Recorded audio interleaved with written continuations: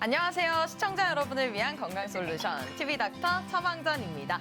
오늘의 건강 주제, 지긋지긋한 답답함, 코막힘 질환의 모든 것입니다. 이비인후과 전문의 이현직 선생님 모시고 자세하게 알아보겠습니다. 어서 오세요. 안녕하세요. 이비인후과 전문의 이현직입니다. 반갑습니다. 반갑습니다. 네. 선생님, 먼저 이 코막힘을 유발하는 이비인후과 질환 참 다양하다고 알려져 있잖아요. 오늘 하나씩 우리가 함께 파헤쳐 보도록 할 텐데요. 먼저 대표적인 코막힘 증세라고 할 수 있는 이 축농증에 대해서 알아볼까요? 네, 축농증은 먼저 우리가 코가 너무 자주 막히고 코 안에 코가 들어있는데 잘 풀어지지도 않고 또한 짙은 콧물이 계속 목으로 넘어가는 그런 증상이 지속된다면 의심할 수 있는 질환입니다. 네. 축농증은 흔히 우리가 다른 말로 부비동염이라고 하는데요. 부비동이라는 공간은 얼굴 안에 이런 뼈 안에 공기로 차 있어야 되는 부분이 부비동이라는 부분이 있는데 여기가 공기로 차 있지 않고 염증에 의해서 점액이 쌓이기 때문에 불편함을 유발하는 질환이 되겠습니다. 네. 이러한 축농증은 감기하고 다르게 만성화의 과정을 겪게 되면 치료도 길어지고 증상도 꽤 심해지기 때문에 초기에 진단하고 치료하는 것이 중요하겠습니다. 저도 한 1년에 한 번씩은 축농증에 걸리는 것 같은데 네. 이 축농증이 일어나는 원인과 또 어떤 증상이 나타나는지 네. 자세히 설명해 주신다면요. 네. 축농증을 주로 일으키는 원인은 우리가 알레르기 비염이라든지 비중격 망곡과 같은 코에 어떤 기저질환이 있는 분들이 미세먼지가 심하다든지 건조한 날씨라든지 감기나 바이러스 감염에 의해서 코 안에 염증이 생기게 되면 네. 아까 이야기 드렸던 그런 코 점막이 부어서 부비동이 가는 길들이 막히게 됩니다. 그러면 그 부비동 안에 염증이 쌓이게 되고 이러한 염증이 쌓이는 것으로 인해서 축농증의 증상들이 주로 발생을 하게 됩니다. 그 급성기의 증상은 주로 이런 부비동 공간들의 통증이 나타나기도 하고요. 네. 그다음에 누런 콧물이 나타나기도 하고 두통도 오고 코막힘의 증상이 주로 생기는데 만성적으로 축농증이 진행된 경우에는 통증보다는 주로 누런 콧물이라든지 목으로 누런 콧물이 넘어가는 증상, 후비루라고 하죠. 그리고 코막힘이 주로 나타나고 후각장애까지도 동반을 하는 경우가 많이 있습니다. 빨리 치료하는 게 진짜 중요하겠네요. 네. 그렇다면 이 축농증의 치료 어떻게 이루어지는 건지 약물과 수술 치료가 함께 이루어지는 건가요? 네. 앞서 얘기한 것처럼 축농증은 감기에 의해서도 심해지기 때문에 일단 세균 감염을 통해서 심해진다는 가정하에서 우리가 항생제 치료를 우선적으로 시행하게 됩니다. 네. 또한 앞서 이야기 드린 그런 기저질환이 알레르기 비염이 있는 경우에는 이런 알레르기 비염을 조절하는 것도 치료에 도움이 되고요. 또 코 안 좋은 분들이 이렇게 생리식염수 세척을 하잖아요. 네, 맞아요. 네, 이런 세척도 코 속의 그런 분비물들을 제거하는 치료 효과가 있습니다. 근데 이러한 치료를 지속적으로 했음에도 불구하고 계속 부비동이 막힌 곳이 열리지 않을 경우에는 우리가 흔히 축농증 수술이라고 하죠. 이게 부비동 내시경 수술이라고 해서 코 안에 막혀 있는 부비동의 점막을 수술로 이렇게 제거하고 우리가 넓혀주게 됩니다. 축농증을 예방하는 게 제일 좋잖아요. 네. 어떤 생활 수칙을 가지는 게 도움이 될까요? 네, 축농증을 예방하는 것도 앞서 말한 것처럼 감염 의미가 있기 때문에 네. 감기 예방을 하는 게 되게 중요해요. 그래서 우리가 감기 예방은 무엇보다도 손 씻기가 가장 중요하기 때문에 그런 위생 관리를 해주는 게 중요하고 어허. 앞서 이야기 드린 기저질환이 있는 경우가 많기 때문에 알레르기 비염 같은 경우가 있는 경우에는 이 알레르기 비염을 약물 치료라든지 면역 치료를 통해서 조절해 주는 것이 축농증을 예방할 수 있는 하나의 또 방법이고요. 또 코 안에는 이 코가 건조해질 때 이 코 안에 정상적으로 이렇게 나쁜 물질들을 배출하는 능력이 떨어지게 됩니다. 그래서 네. 건조한 것보다는 적절한 수분 섭취하고 습도 조절을 해주시는 것이 예방할 수 있는 하나의 방법이 되겠습니다. 네, 알겠습니다. 누런 콧물이나 코막힘 안면 부위에 통증이 지속된다면 축농증 의심해 보시고요. 이비인후과 전문의에게 진료를 꼭 받아보시길 바라겠습니다. 똑똑쌤, 도와주세요. TV닥터 처방전, 지금부터는 개인 맞춤형 처방전을 받아보도록 하겠습니다. 첫 번째 사례자부터 만나볼게요. 안녕하세요. 성인이 된 이후부터 코막힘을 달고 사는 30대 여성입니다. 어느 날부터인가 코가 자주 막혀서 그냥 비염이겠지, 감기겠지 하면서 대수롭지 않게 여기고 참고 살았는데요. 코막힘이 갈수록 더 지속돼요. 거기에 코피도 자주 나고요. 코가 막혀서 코도 이렇게 헐고 입도 벌리고 자게 되네요. 그래서 목도 자주 아파요. 그럼 비염이 아닌 걸까요? 라고 사연을 보내주셨습니다. 우리가 흔히 코가 막히면 비염이나 축농증이 아닐까 이렇게 생각을 하는데 이 두 개는 다른 질환일까요? 네, 비염하고 축농증은 다른 질환이고 앞서 이야기하신 그 사연자분의 이 증상을 봤을 때는 네. 지속적인 코막힘도 있고 또한 계속 코막힘이 심해지면서 코골이도 심해지고 네. 한쪽 코에서 잦은 코피를 호소하는 증상도 이야기를 하시는 걸 봤을 때는 음. 비중격 망곡증이라는 질환일 가능성이 좀 높아 보입니다. 네.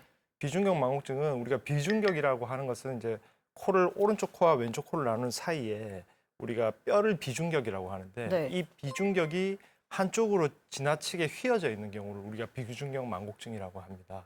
이런 비중격 망곡증이 있을 경우에 주로 코막힘의 대표적인 원인이 될 수가 있고요. 네. 비염은 우리가 앞서 이야기드린 비염은 알레르기나 바이러스가 그 발생 원인인 반면에 비중격 망곡증은 코뼈의 구조적인 문제가 원인이 됩니다. 네. 그래서 비염 증상은 주로 콧물이나 재채기 같은 증상이 많지만 비중격 망곡증은 주로 코막힘, 특히 뭐 한쪽 코가 더 막힌다든지 이런 증상들이 주로 많게 되고요. 번갈아 가면서 막히기도 합니다. 네.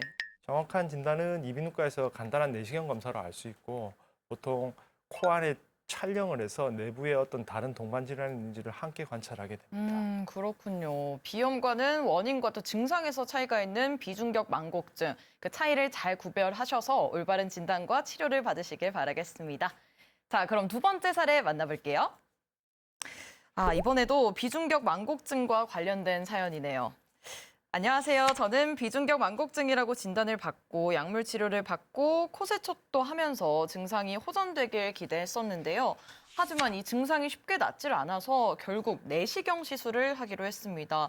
너무 무서운데 괜찮겠죠? 라고 사연을 보내주셨네요. 비중격 망곡증을 치료하기 위한 이 내시경 수술 어떤 건지 설명을 해주시죠. 네, 비중격 망곡증은 앞서 이야기 드린 것처럼 코 안에 뼈가 휘어져 있기 때문에 네, 약물 치료를 한다고 이 뼈가 발라지지는 않잖아요, 그죠? 그렇죠. 그래서 보통 수술적인 치료를 하게 되는데 네, 비중격 수술은 비교적 간단하게 이루어지는 수술입니다. 음, 우리 코 안에만 마취해서 주로 네. 국소 마취해서 시행되게 되고요. 밖으로 어떤 절개가 이루어지지 않고 코 안으로 절개가 들어가서 코 안쪽으로 해서 아까 휘어진 뼈를 네. 똑바로 좀 잡아줄 수가 있습니다. 어, 그래서 외부에 흉터가 남지 않고 비교적 회복도 빠른 편이고요.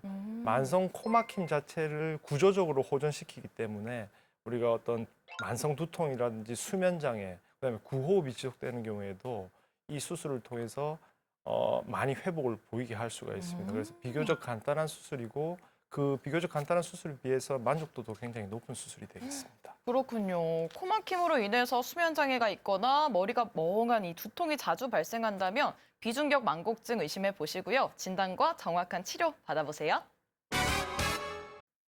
TV 닥터 처방전, 코막힘 질환의 모든 것 알아보고 있습니다. 이 코막힘 증상에서 가장 흔한 질환이 바로 알레르기 비염일 텐데요. 봄이 지나고 여름이 찾아오면 이 증상이 더욱 심해질 것 같아요, 선생님. 좀 어떻습니까? 네, 알레르기 비염은 주로 봄, 가을에 계절성으로 영향을 많이 받아서 증상이 심해지는 경우가 많습니다. 근데 이런 알레르기 비염이 오래되다 보면 주로 어떤 꽃가루나 뭐 미세먼지 같은 것이 아니라 온도 차이와 같은 그런 비특이적인 자극에도 증상이 심해지는 경우가 많죠. 그래서 요즘 우리나라도 워낙 덥기 때문에 네. 에어컨 같은 난방 기구를 많이 사용하잖아요. 그래서 우리가 여름에도 그런 알레르기 비염 증상이 심해지는 경우가 많이 있습니다.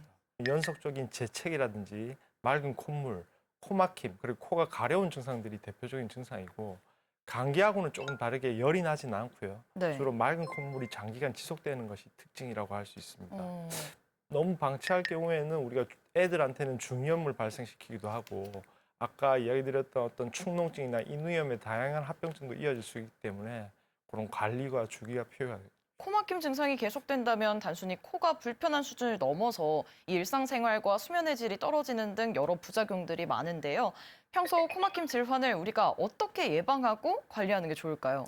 네, 앞서 이야기 드렸다시피 주로 코감기에 의해서 코막힘 질환들이 더 심해지는 경우가 많습니다. 그래서 우리가 코감기 같은 질환을 예방하기 위해서는 개인 위생 생활 습관과 뭐 면역을 관리하고 이런 부분들이 분명히 중요하고요. 그리고 알레르기 비염은 주로 만성적으로 가지고 있는 질환이기 때문에 지금과 같이 미세먼지가 많거나 꽃가루가 날리는 시즌에는 심해지게 되죠. 네. 그래서 외출할 때는 꼭 마스크를 사용하시고 비염 조절을 해주시는 것이 중요합니다. 또한 코 점막은 건조해지면 그 나쁜 것을 배출하는 능력들, 방어 능력들이 떨어지기 때문에 적절한 습도를 유지하는 것도 하나의 방법이 되겠습니다. 네, 알겠습니다. 코막힘 질환과 관련해서 꼭 기억해야 할 처방전 정리해 드립니다.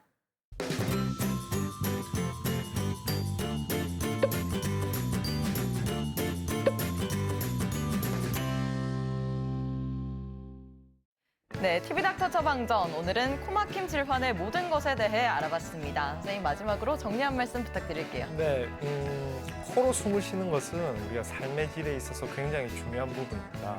코 막힘의 증상이 지속되면 단순히 코가 막히는 것이 아니라 그 불편한 감이 우리가 수면 장애라든지 집중력이 떨어진다든지 만성 두통을 유발해서 삶의 질까지 떨어뜨릴 수 있는 질환들이 많이 있습니다.